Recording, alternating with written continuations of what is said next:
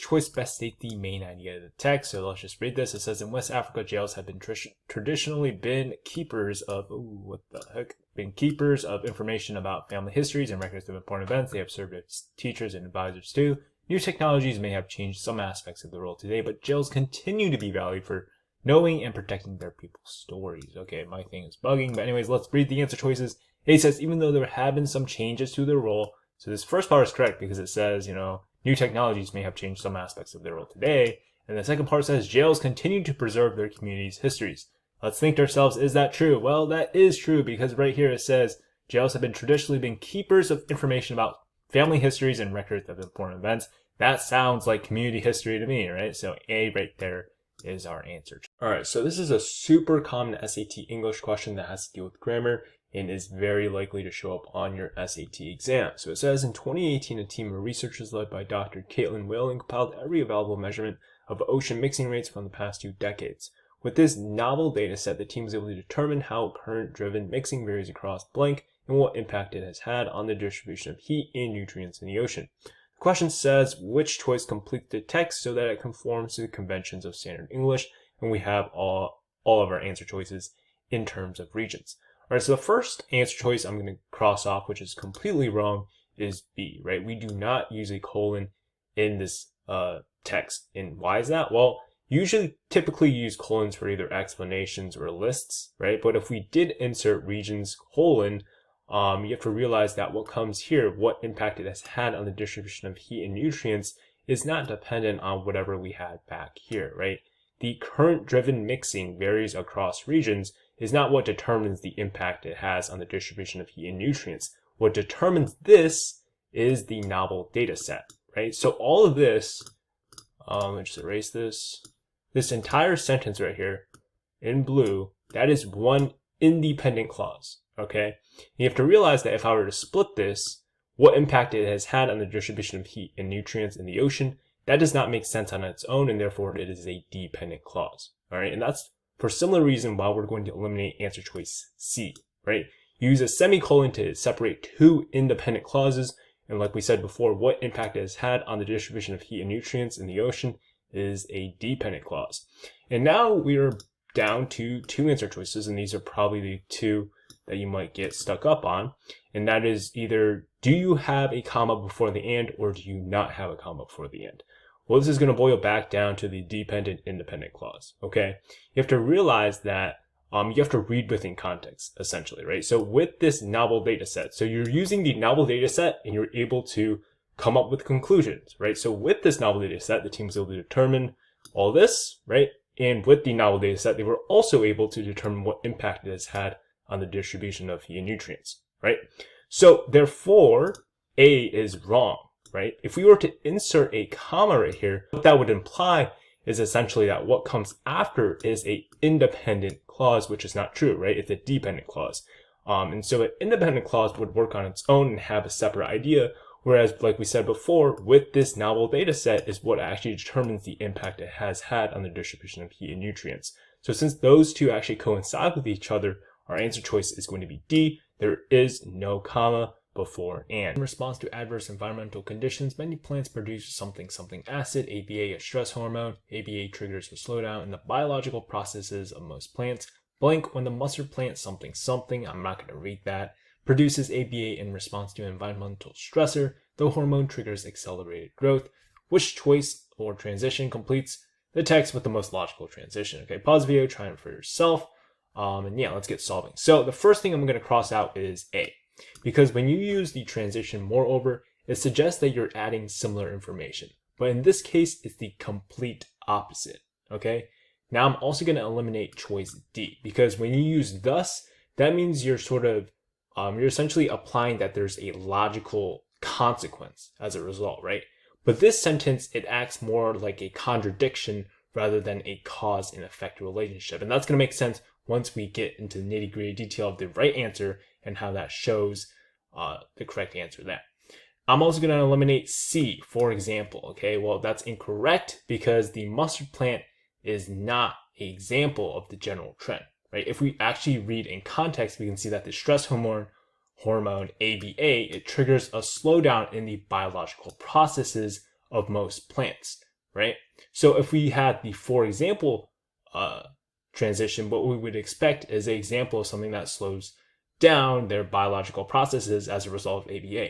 But in this case, it says triggers accelerated growth in our mustard plant, right? Therefore, the right answer must be in contrast, right?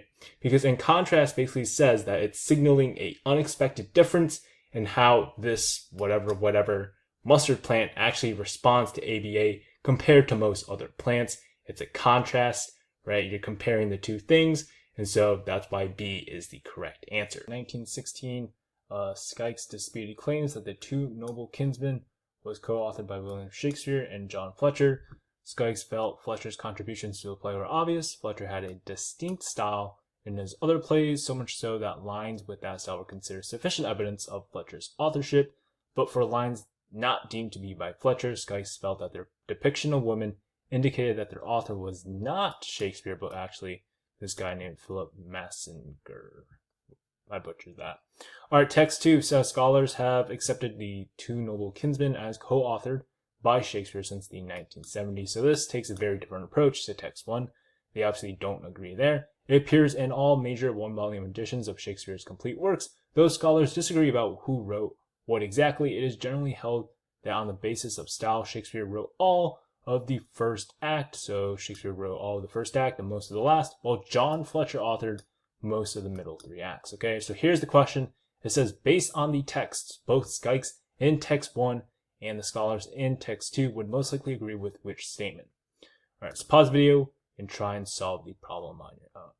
So I'm going to immediately eliminate a couple answers. First off, we're going to eliminate answer choice D. Why? Well, because this guy, Philip Massinger's actual involvement is never mentioned specifically for the first or last acts, okay? The only time that he's actually mentioned is for the depiction of women, right? So the indication of the style was not actually Shakespeare, but actually this guy named Philip. The next answer choice I'm going to cross out is letter C, okay? So it says The Two Noble Kinsmen belong in a one-volume compilations of Shakespeare's complete plays.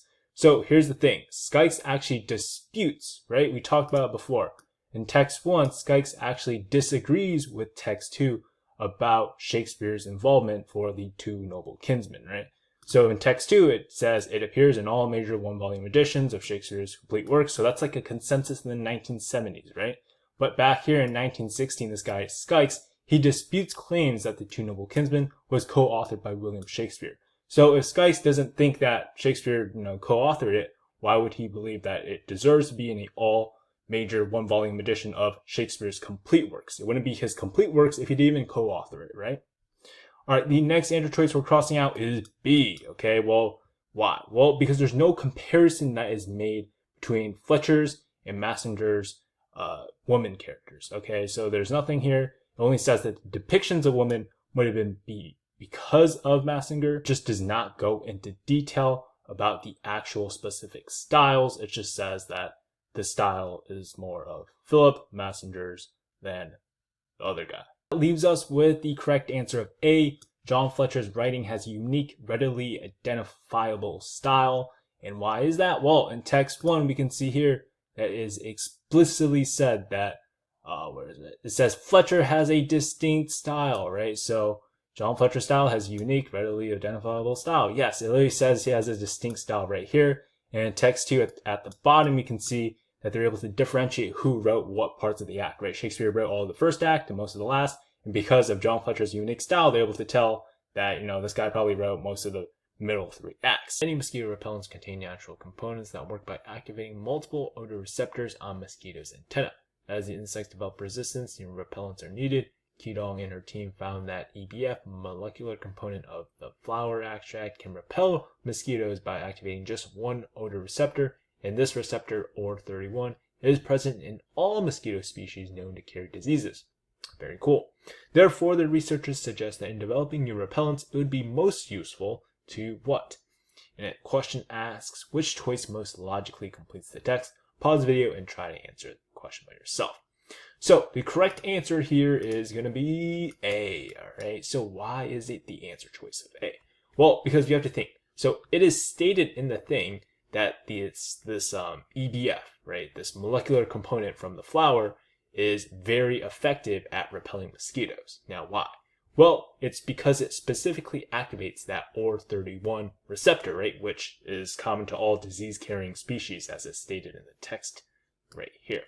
And so the next logical step for researchers who want to develop new repellents, because if you have this EBF that targets OR31, that's cool and all, right? But the mosquitoes can like develop, resistance, right? So you're always going to need to develop new repellents. But when you develop new repellents, you want the ones that will affect the most mosquitoes at once. So if all the mosquitoes have this OR31 receptor and you can create like one repellent that works on all of them, that's cool, right? So now the next step is to find, or like invest in repellent development to find similar molecules to the EBF that would also just target the OR31 receptors, because the OR31 receptors are in all mosquitoes, right? Because if you find like 50 different alternatives, just like EBF, then you can make 50 different repellents, right? And then you can stave off the mosquitoes for a lot longer. So that's why A is the correct answer. Let's look at the other answer choices. B says investigate alternative methods for extracting EBF molecules. Not the correct answer here because the passage focuses on developing new repellents. It says, therefore, the researchers suggest that in developing new repellents, right, not just relying on the EBF molecules, so it can't be B. C says verify the precise location of OR31 and other odor receptors on mosquitoes' antenna. That's incorrect because while like OR31's like presence is important, the passage still, they want to develop new repellents, not continue to study these different types of receptors, because they know, okay, OR31 is this one receptor in all these mosquitoes. That's cool and all. We don't need to like find new odor receptors on the mosquito's antenna. So that's not the choice. And D says determine the maximum number of different odor receptors that can be activated by a single molecule. Again, passage, the passage is talking about developing new repellents, not, also it's talking about targeting one odor receptor, which is OR31. And so that is like the foundation of building new repellents. And then this answer choice D is talking about the maximum number of different odor receptors.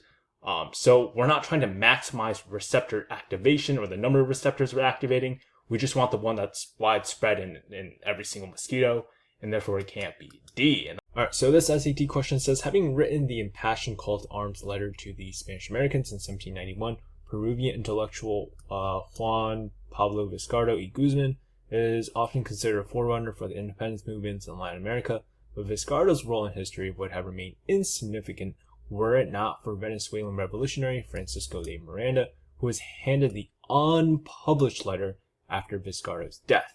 Miranda not only helped circulate the letter, but his edits and footnotes to the text position Miranda as a central figure in the text's creation. Okay, so kind of manipulative, not gonna lie. So which choice best states the main idea of the text? Okay, I'm gonna make this one nice and quick.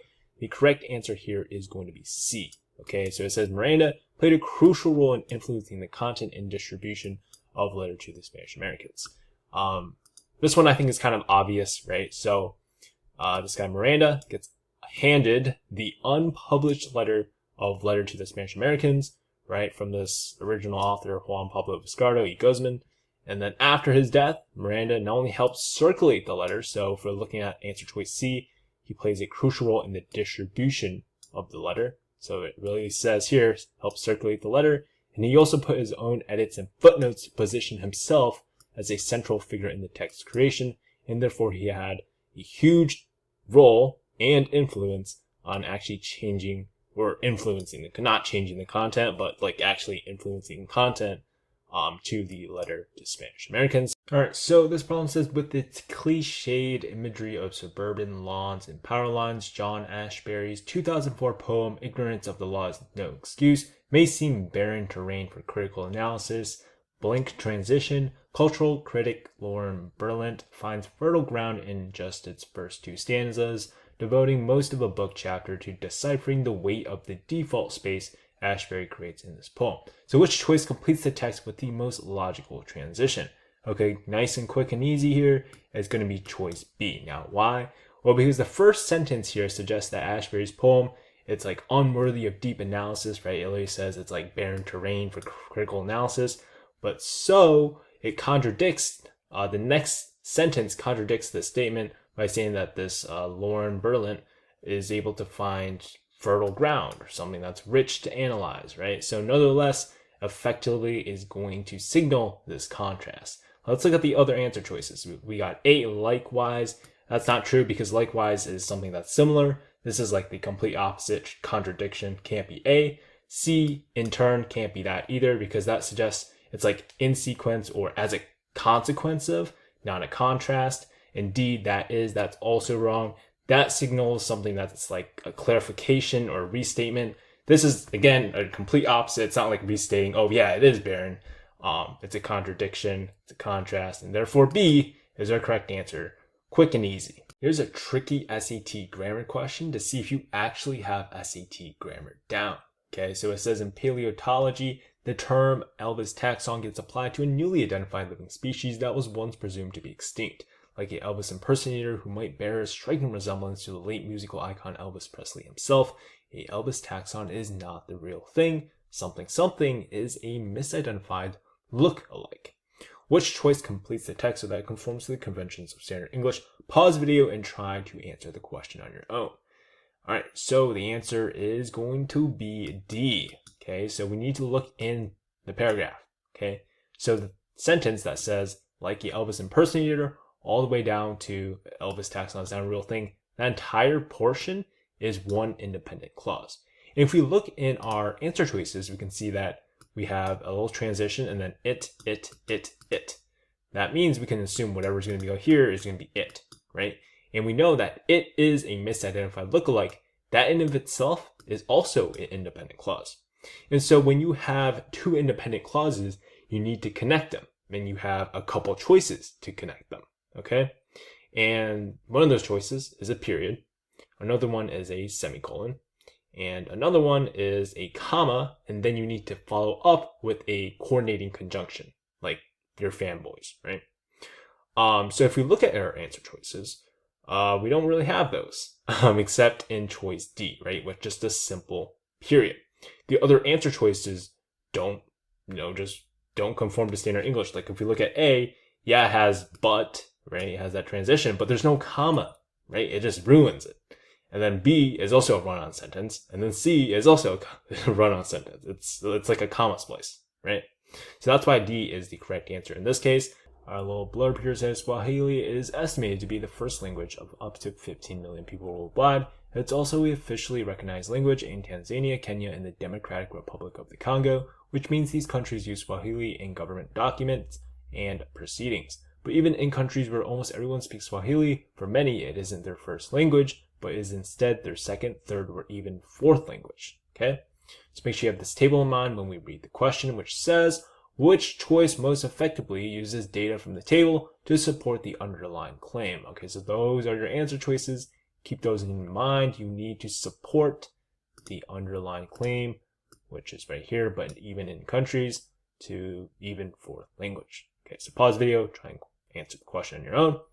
And yeah, so the answer here is going to be A. Okay, Tanzania has approximately 61 million Swahili speakers, which is much more than the estimated total number of people worldwide for whom Swahili is their first language. Okay, so you can see here in the table, it says approximate number of speakers in millions is 61 million in Tanzania. So it's estimated that 100% of their population speaks Swahili. And the claim here is that even in countries where almost everyone speaks Swahili, so I mean 100%, I mean that's like almost anyone, almost everyone, right? So that fits that part of the claim. And the second part is that for many, it isn't their first language, but is instead their second, third, or even fourth language.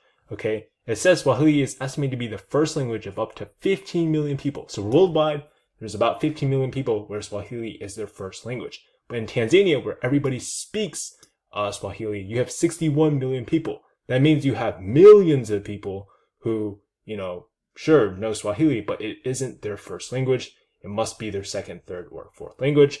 And therefore, A here is our correct answer. All right, try and solve this SAT grammar question. So essentially it boils down to researchers studying the Terracotta Army, and then when they're looking at the tomb and the soldiers, they realize that the shape of each of the statue's ears is just like the shape of each person's ears, blank, blank, unique. Okay, so pause the video, try and answer the question yourself, and we're going to reveal the answer now. So a couple things. first off, all this up here, right, we're shocked. You can tell that it's in the past tense. But now when we get down here, when we're talking about the shape of the statue's ears, because that is like scientific, a general truth, that means we have to be talking in the present tense now, right? So whatever choice we have here has to be in the present tense. And then we also have to note the subject of the verb. The subject of the verb here is the shape. And the shape is singular. So anything that's plural cannot be the choice. So are, a cannot be the choice. That's plural. C, were, that is also plural, cannot be it. And now we're down to B and D. Have been is in the wrong tense. Have been is not the present tense, and therefore we're left with choice B as our answer.